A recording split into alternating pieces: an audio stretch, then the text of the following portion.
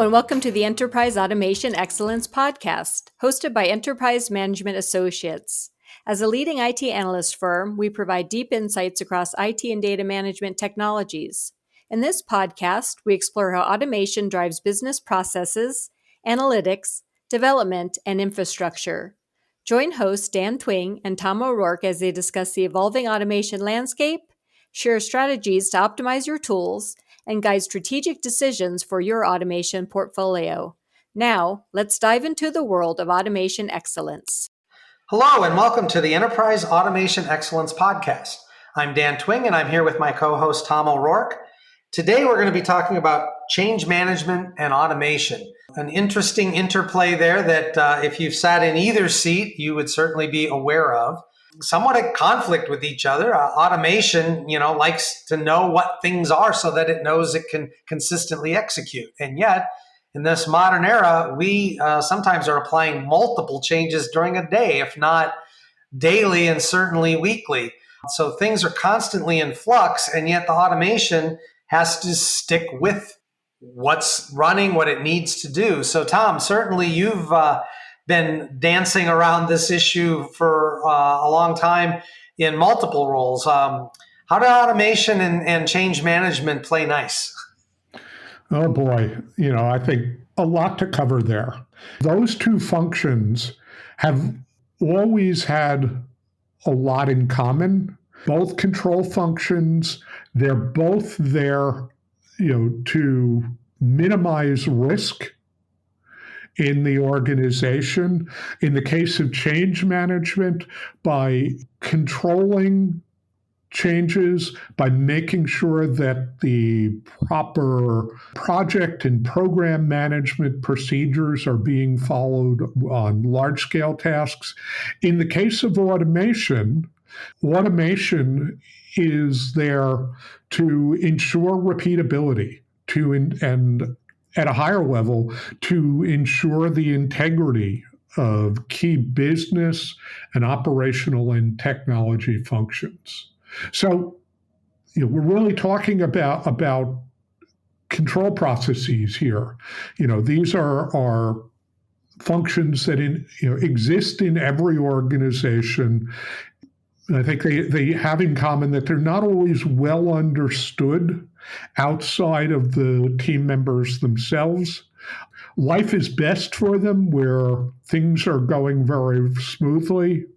And on the bad days, something has gone wrong, and the lights are being shined on them from all directions because there's been some type of change or some impact that has an adverse effect on business outcomes, on customers, on partners.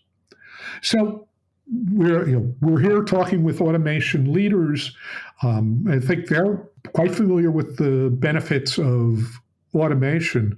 But just to summarize, the benefit of change management, fundamentally, it's about reducing risk, making sure that there is, for any change that is made, that there is a limited operational impact if something goes wrong with it.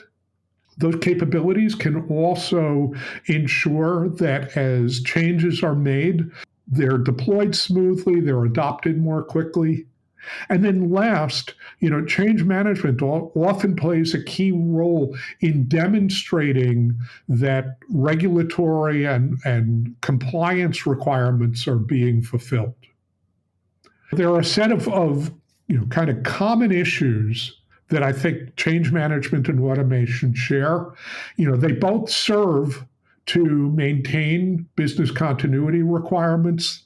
They both require not just an understanding of process, but they understand an understanding of the technical infrastructure. The changes, are often being made across large parts of the system or, touching a diverse set of elements. These are just complex changes.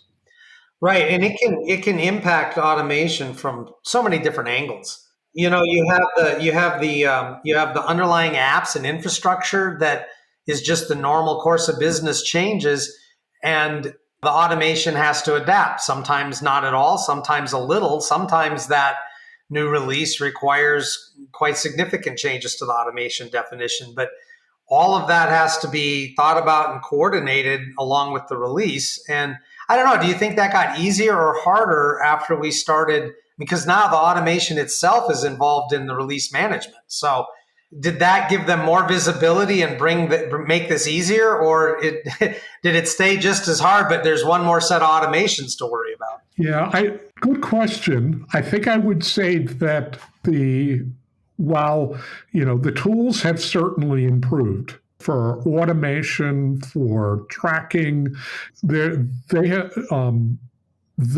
amount of technical complexity has increased at a much faster rate.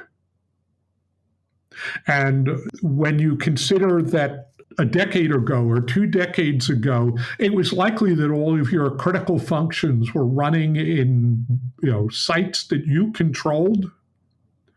And today, your business processes are often spread out across a continent, maybe even globally, introducing a whole nother order of magnitude of issues to consider when you're deciding on the risk of the change. And I think that parallels that business processes have also grown more complicated. They often span multiple business organizations. And at the root of it, and this echoes some of the things that we've talked about in other podcasts, there are knowledge gaps just on how the environment is put together, as well as, how to safely make changes into the environment. Well, and, I think that the very big changes that rise up to the level of a change management committee and what have you, I'm sure that there are good processes in place to communicate that to the automation team, to make sure that the automation wrappers around what's changing get tweaked and whatnot. But there's a whole nother level of much smaller changes that might happen to individual job steps or job streams, or that, things that aren't rising to the level of a change management committee, but that have the potential to cause still large issues if they're misapplied, if something isn't well tested before they actually push that little change to production. There's a lot of opportunity for things that wouldn't otherwise rise to the level of a change committee that still can have big impacts, all circling around the automation team. Yes, I would agree. I think there are, the changes that the automation team, participates in as a, subcontractor to the application updates, the system updates, the data infrastructure updates, and other things. And there, as a subcontractor, the automation team is really, a part of a team and operating at the cadence of those changes being pushed forward. I think the second piece of it is change management for the automation systems themselves, that the automation system needs to be kept up to date in working within limited downtime windows, having challenges, being able to upgrade from older releases, again, hitting the knowledge gaps and the cross-organization issues in trying to do change verification. But I think the third piece, and again, echoing a theme on prior podcasts, is that the activities of citizen developers are often below the scope of change review. That whether it is making a tweak to a job parameter or update to a software function that is calling an automation API, these changes often happen below the radar. and they're generally local, but sometimes these local changes can have global effects. Right. And when you had a relatively core team of automation folks doing that, if they were well run, had best practices, documented naming standards, and so on, and any kind of internal review, that was controllable, even if they were all smaller things that didn't rate a full change management committee review. But we talk about citizen developers. We've talked in the past that, my recent research showed that only about 28% of organizations are currently pushing that envelope, but it isn't really a binary thing, right? We've seen the numbers of users around these kinds of tools radically increase, so that even within IT, the job titles that touch that level of automation is a much larger group across a variety of teams. It's not just a central team of automation people anymore. So even before you get to citizen developer, you have a bigger group within IT who's touching and tweaking these job definitions, right? That already complicates it. And even before you cross the line to non-IT people, non-engineer trained people defining automations, true citizen developers. But it's a slippery slope that we've been sliding towards for a while. Even if you haven't crossed all the way over, you got a lot bigger team changing things right at that level now. So I think that opens up a lot more risk. Yes, and I'll throw into that last area as well the external changes that are being made from the cloud providers, from the SaaS vendors, from the data services that you're relying on, where their change management routines may not give you advance notice of updates that they are making that might have a downstream impact on you. As a product manager, we often are reminded that one person's bug is another person's feature. When all of these things that are happening around you, whether it's a internal citizen developer who's just making a tweak to their process, or whether it's an external third party, you need to be aware of how your systems are running, and have the monitoring capabilities in place to be able to at least notice when some unannounced change is starting to have an impact on your systems, to be able to recognize that the patterns of behavior right now don't match what they should be. So from here, knowing that we have all of these different sources of change and changes at different levels, you briefly mentioned too that beyond all of that, you're running on a pretty complex application yourself as an automation tool that itself is in this world of CI/CD, and the releases come out and there are changes even to the tools itself that you also have to manage in there. Given all of that, how do you keep track or make sense of all that if you're sitting in that role? I know you've mentioned that you've seen requests like for integration from the automation tools to some change management systems. We were talking earlier how that really is so unique to the practices used within each organization. So what are the challenges of trying to simplify or improve this for those folks that live in the role of being responsible for the automation? Yes, I think this is an area that we start to explore here, but it probably foreshadows a part two in this. So I think first and foremost is, as an automation leader, stepping back and thinking about change as coming in different flavors, and understanding how your team interacts in the organization's change processes, where you're a subcontractor in all of the changes that are going on, Separately from that, how you maintain the health of your own system, staying on the right release level, maintaining patches, and then what are the mechanisms that you have put in place to identify adverse effects from changes that you were not told of in advance. So just starting with that, and unfortunately, there's not a one size fits all solution to that. Change management processes are unique to every organization, even when they're using the same tools.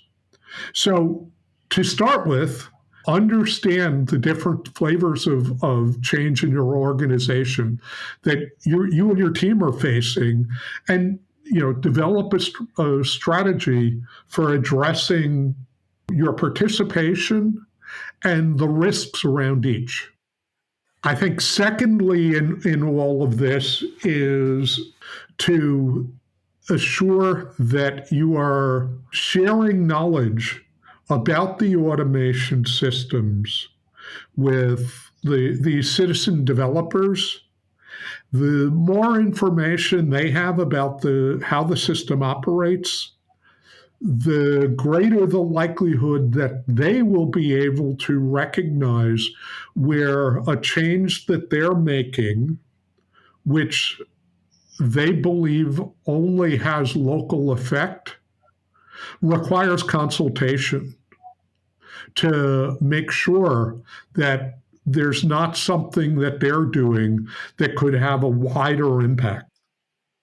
Yeah, they certainly, communication, as is often the case, is a key part of it. I think, the software vendors have done some things in the product. Some of these are now 3, 4, 5 years old, but just things around naming standards or global change capabilities, or sometimes some of the products have the concept of sort of a standard base level automation for a certain function that if you pick that up and then use it for what your current purpose, certain parts of it can be changed at a lower level and impact every job that would use that function, for example.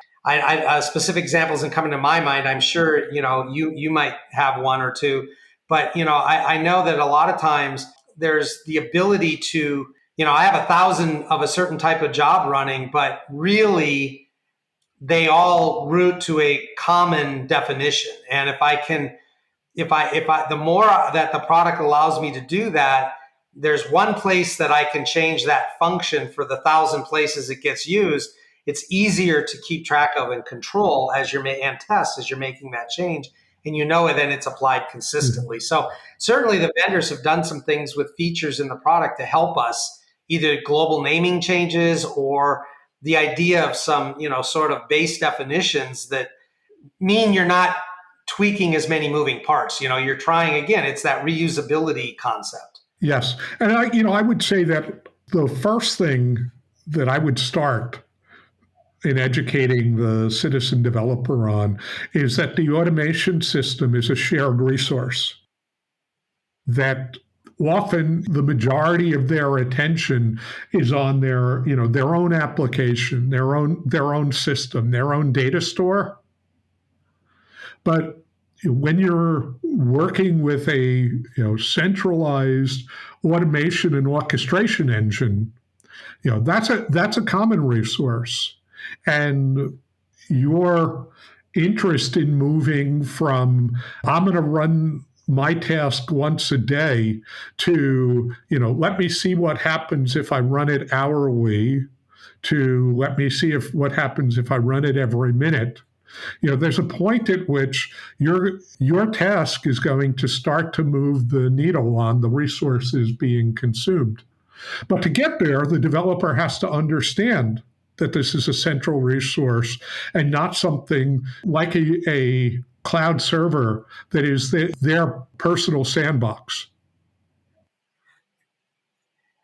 It's certainly something that has, different teams have figured out their way to deal with this when you're talking about the underlying apps and environments that are being automated, and those processes have been defined. I think the real challenge for the future is the broader the team doing the smaller changes that are individually not enough to make a change committee discussion, but still can have impact. I mean, we're certainly going to be rethinking and defining change management policies the more we turn automation definition loose to the broader group of folks in any organization, right? The farther they are away from the IT department, the more they can define their own automations or leverage agentic AI capabilities, the more we're going to have to be sort of figuring out what level of governance and change management needs to be applied to those activities. And that, Yes.